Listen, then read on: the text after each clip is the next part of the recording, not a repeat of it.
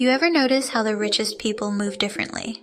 Like it's almost like they live by a completely different set of rules. Well, that's because they do.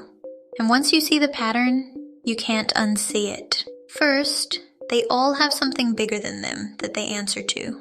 And I'm not talking about a boss or a company. Every single one of them kept saying the same name, God. Second, they do not multitask. Let me repeat that. Multitasking is a broke person's habit. The rich focus. They go all in.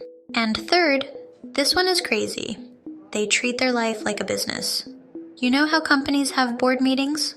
The wealthy do the same, but with their personal lives. So, let's be real. Are you moving like the wealthy?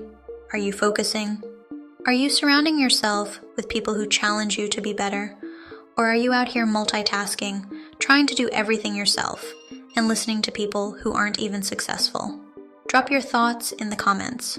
Do you think these 3 things really separate the rich from everyone else? And if you're already applying them, let me know how it's changed your life.